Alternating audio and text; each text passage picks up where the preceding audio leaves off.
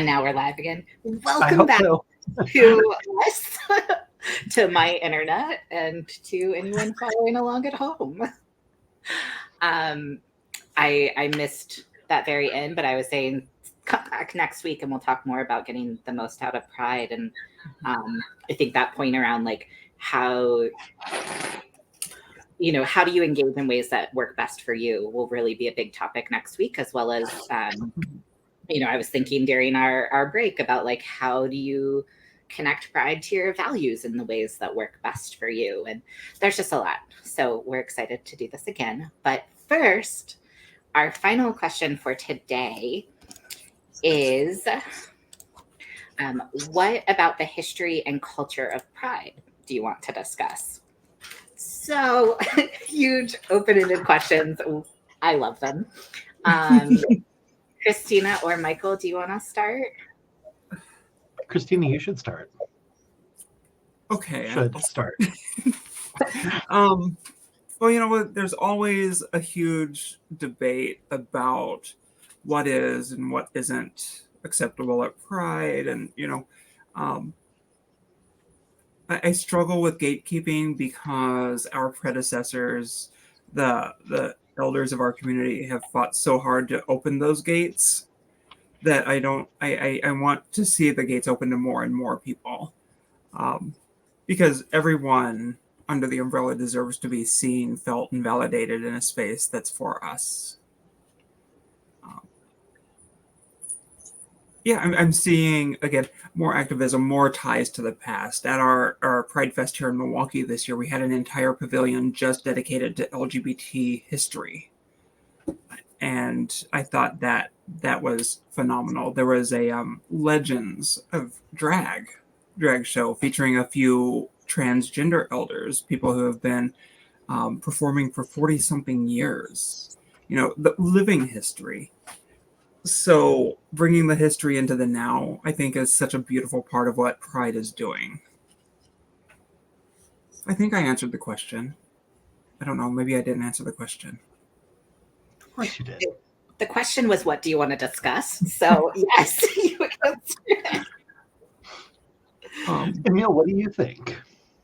All the things that I, of course, didn't take notes on. I think like both about the history of Pride itself, and then also the history of like queer and trans people existing in this world and working to take care of each other and to have like freedom and well-being and rights and all of this.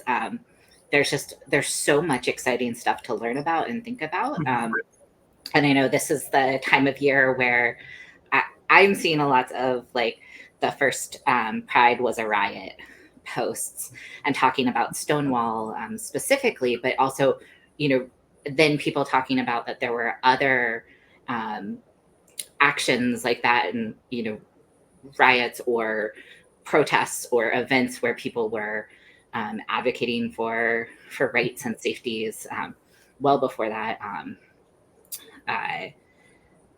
In Compton and in other places, Cooper's Donuts, like places where queer people were gathering safely, or where queer people went specifically to assert like we have a right to be here.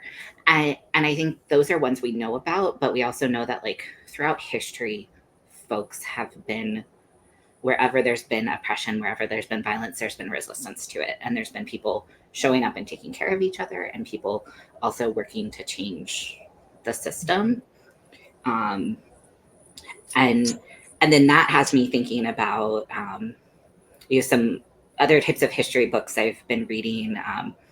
Before We Were Trans and A Short History of Trans Misogyny, which also like are just two of many books on the subject that kind of examine like, yes, we've always been here, but also it's looked really different, and how people understand gender and sexuality are change throughout history and throughout cultures, and like aren't even the same throughout the world right now.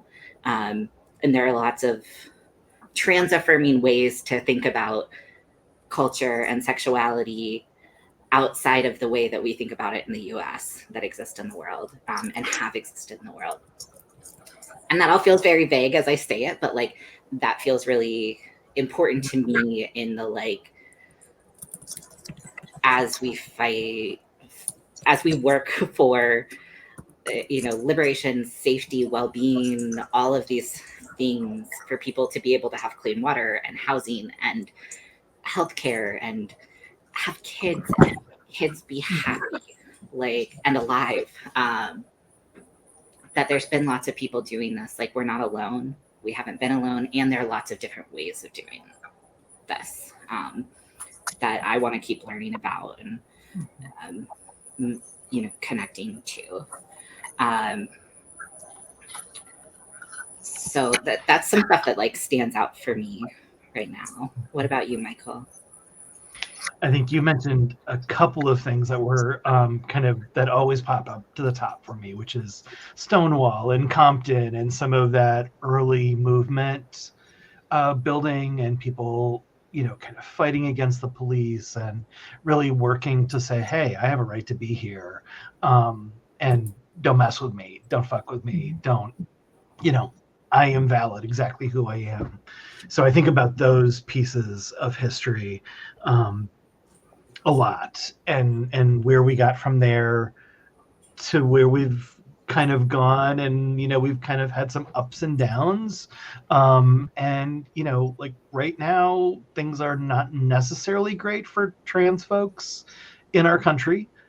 On the other hand, things are really great for trans folks in our country compared to like what things, yeah, you know, like there's legislative challenges right now, but on the other hand, there's a lot more accepting parents, or there's more access in general to medical care if people want that. So like there's like this kind of like up and down rhythm of not necessarily pride, but what our community is and what's available to us.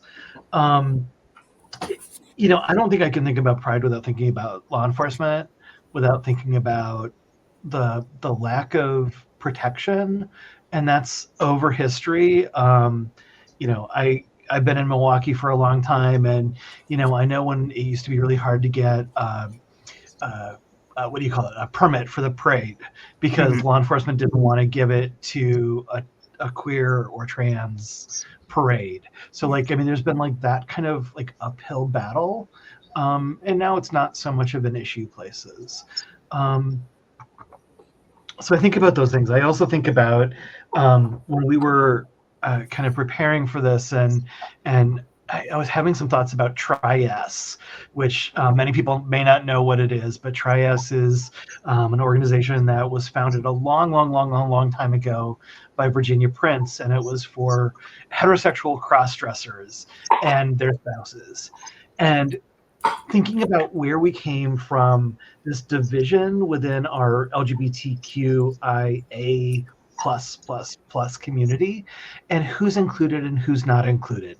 So, you know, who wants to be included versus who is pushed out by other people. So, you know, just the addition of multiple letters to who our community is really cool. But it's important for us to know that history too of where and when and how people wanted to be part of that broader community, and when people may not. And I think that still is a true thing for trans folks right now who may not feel under the umbrella of LGBTQ. So again, really personal choice for people, but where does that all fit?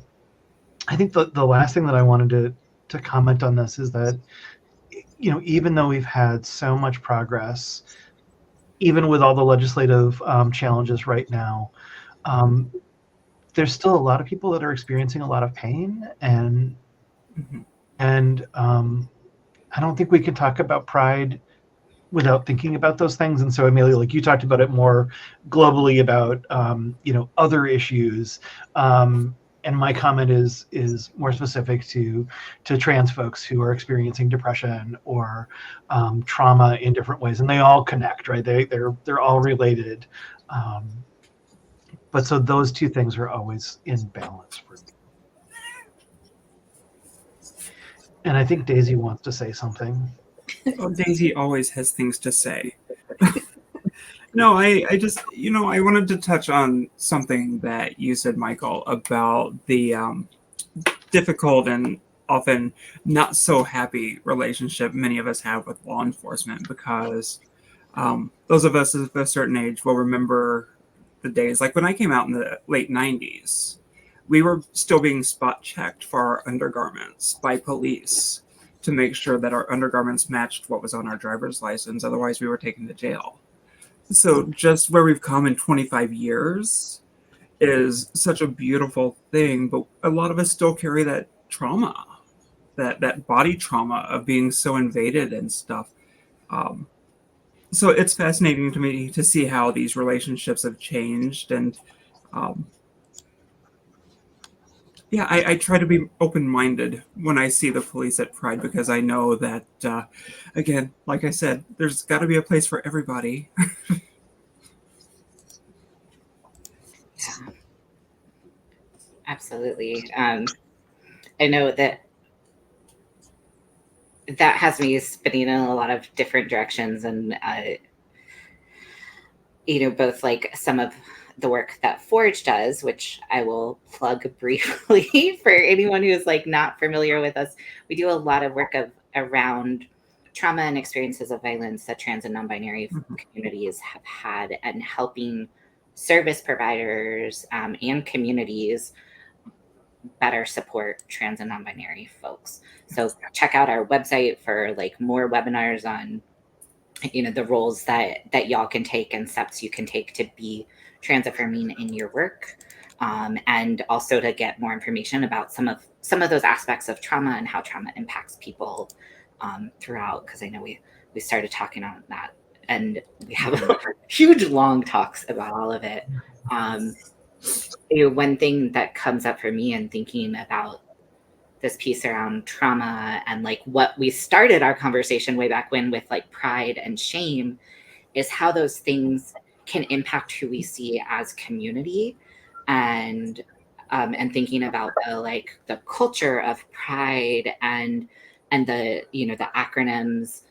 There have been groups that are sort of like, we want LGBTQ to mean this thing, and we want that to be like respectable and mainstream, and some of that sometimes comes from experiences of trauma where like what protects us is being just like everybody else, and so we want to move in that direction. And then there's other folks who are like, I don't fit into that, like what I want is LGBTQ to be all of us weirdos. And I could say I've personally been more on that side, and on that side, amongst the many trauma responses on both sides can be a lot of like anger towards the mainstream for like the ways that we have experienced rejection, the ways that like like never gonna fit in, so like stop telling me to, and it just shows up a lot. Like those experiences all lend into both our values and beliefs, and those lend into like our behaviors of how we see, and some of the stuff we're trying to do in our work, though it has a very specific lean towards services for survivors and supporting survivors of all different kinds of violence, is thinking about how community and connection can be healing. And so I think that's like part of pride for me too, is whether way back in the day when I was 20 and it was like, that everybody's going to show up at the dance party in Pride Month. You don't know if they're going to show up in November. So that's the one you go to, or like that was a type of community. Or now it's just like texting a friend or doing stuff from home, like these kinds of connections that we build that can be really healing, and don't dismiss the harm that we've experienced, and don't try to erase it or oversimplify it by just saying let's all get along. They really acknowledge and dig deeper into that,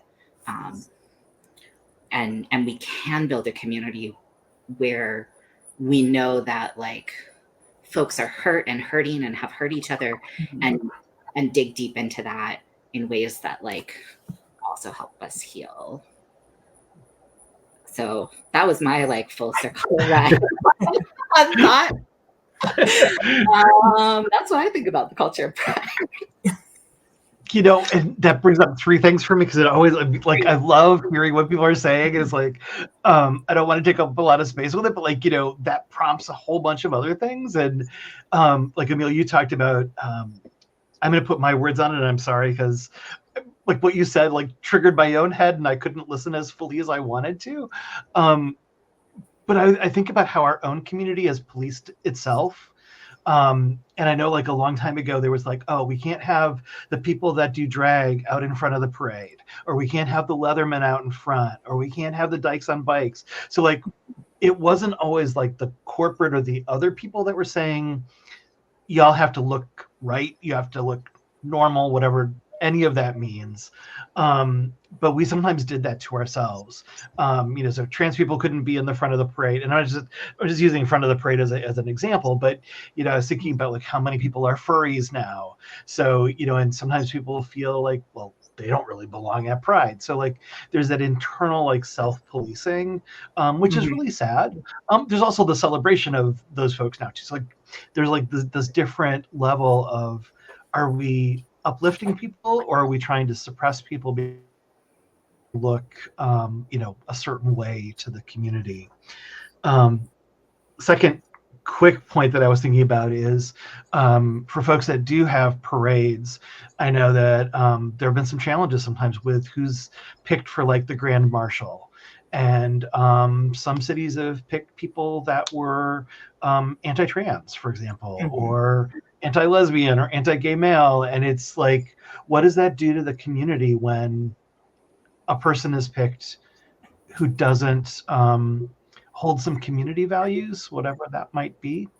Third quick thing is, I was thinking about how our culture has changed around violence, and the early days of when it was a block party, at least for me in my experience.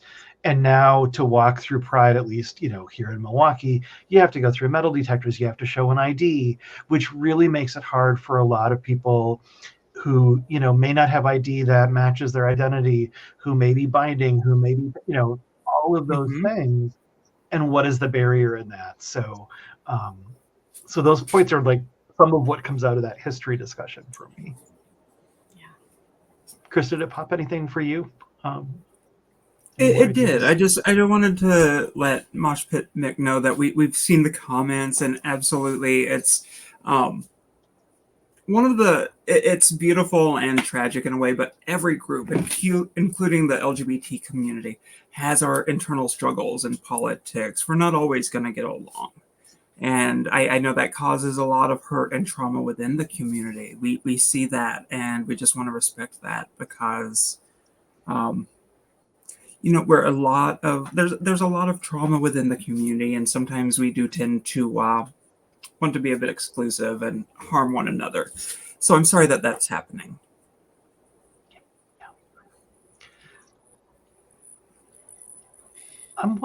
Emil, were you gonna No, post something?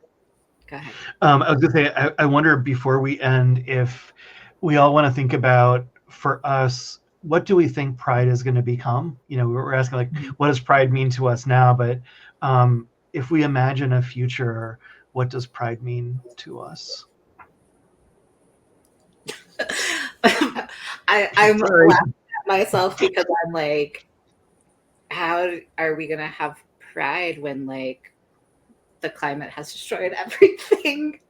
So sorry. Humor is one of my coping mechanisms, and laughing at the tragedies of the world. But I think in two parts, like the easy answer, I don't have an answer. And in part, sometimes it's hard to envision a future because there are so many things that need to change for humanity to really have a future, like long term. And because like when I was 15, I could not have imagined the life that I have now. And in ways that's like so amazing, because this is so much better than things I could have imagined, most of it. And so I hope that there are things that I can't even imagine that happen, or I haven't imagined yet. And I love imagination. I think it's really important for building our future. So I love that question. But my short answer is like, I hope it's beyond our wildest dreams. Christina. And maybe this is just the eternal optimist in me. But I envision Pride becoming a celebration of liberation, because we are seeing major Pride celebrations, not just here in the United States, but around the globe. And it's becoming a global celebration. It's so much more than what it was when it started. So yeah, I look forward to the day when we miss it being a protest, because it doesn't have to be anymore. For lack of a better term. Yeah. Michael, what about you? You know, I think the first answer that comes to mind is I look forward to, or I wish there was a day that Pride didn't have to happen. And I think about that when I think about the work that we do with trauma. It's like, you know, I would like to be out of a job because there wasn't trauma in the world. So part of my answer, I think, is just that it would be really lovely if we could live in a world where everybody was celebrated for all of their wholeness, you know, whether it's because they're an artist or because they're trans or, you know, just because of whatever, that people could be celebrated and love who they are and love other people and create a better world that's not full of pain or harm or exclusionary tactics of like, oh, we have to have this group of people meet at this time and then another group of people meet at another time, because the fractioning off of people's identities, I think, is really really hurtful to people. And I think that, you know, as we heal as a community, and like you said, Emil, too, like, you know, I can't quite imagine what things will be. You didn't quite say that, but like, you know, I want to imagine something and I don't know what that is to imagine a world in 5 years or 10 years or 20 years. And I hope that it's better than we can possibly imagine right now. And we'll find out. And I'm really hopeful that people will stick around to find out too. Yes, absolutely. Me too, because I am absolutely inspired by the bravery of today's youth. You know, we knocked down some walls and they're just building a highway. I couldn't be prouder. Yeah. You go, youth. You go. People of all ages. I mean, Right. you know, thinking about like how many folks are coming out later in life and like want to celebrate that too, while also be like, yes, young people are amazing. Great. This feels like a good place to wrap things up. Again, we'll be back next Tuesday and the 2 Tuesdays after that with some topics. I know, you know, today has even brought in more than we thought, talking about conflict and community and lots of stuff. Feel free to message us or comment if you have questions you want us to discuss in the future or add to our topics. And please join us and add in your insights for the next few weeks. Yeah, and please stick around, both like literally on our Instagram and in this world, to see what Pride is. Thank both of you, and Thank you, everybody. Thank you. everybody who is watching. Have a great day, everybody. Take care. Bye, everybody.